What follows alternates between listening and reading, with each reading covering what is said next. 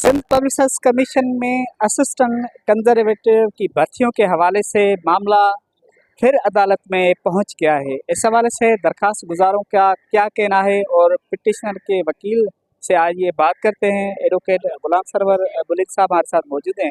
Sir, हमें ये बताइएगा कि क्या अदालत में पिटिशन की गई है और क्या मामला है, देख रहे हैं कि कोर्ट ने आज क्या कार्रवाई की है। मैंने अपने क्लाइंटों के ब्याह पे जो कि अब्दुल गफूर एंड अदर्स के नाम से और वर्सेस प्रोविंस ऑफ सिंध, जिसमें हमने चैलेंज किया है एडवर्टाइजमेंट जो कि पब्लिक सर्विस कमीशन के तरफ से जारी किया गया था 7/1/2025 को।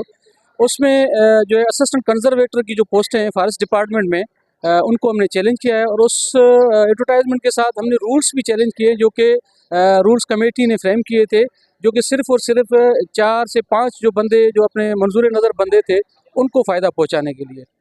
एक बात मैं आपको बताता हुआ चलूँ कि ये कंटिन्यूटी है।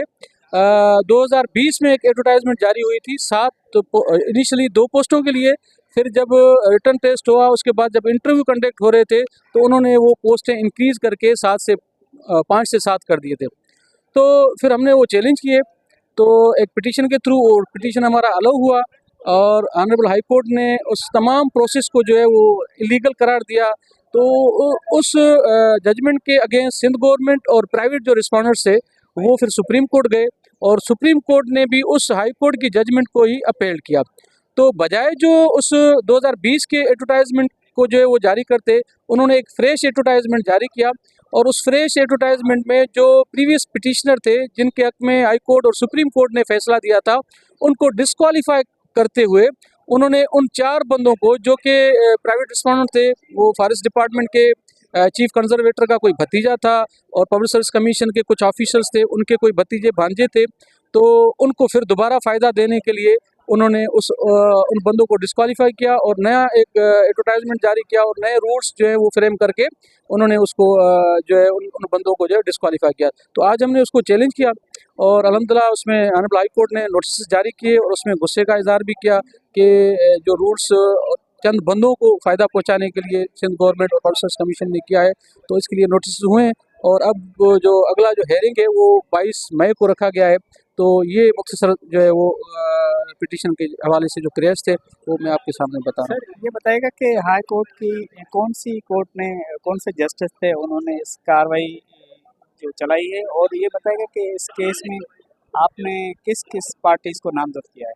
जी, ये ऑनरेबल कॉन्स्टिट्यूशनल बेंच है जो कि ऑनरेबल जस्टिस अरबाब अली हकड़ो और जस्टिस रियाजत अली साड़ के ऊपर मुश्तमिल है, जो कि हैदराबाद सर्किट बेंच में जो है वो केसेस चला रहे हैं।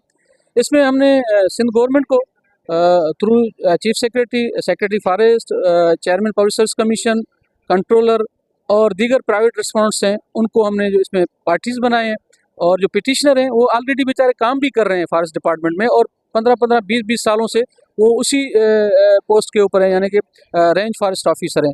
तो बजाय उनको प्रमोट करने के या बजाय उनको अपॉर्चुनिटी प्रोवाइड करने के, इन्होंने अपने मंजूर नज़र लोगों को ही फ़ायदा पहुंचाने के लिए रूल्स और एडवर्टाइज में जो है वो बदनीयती के ऊपर जो है उन्होंने जारी किया। लिहाजा हाई कोर्ट ने उसके ऊपर इनको नोटिस इशू किए हैं। जी बिल्कुल, यहाँ पे आपने एडवोकेट गुलाम सरवर बुलेदी की बात सुनी।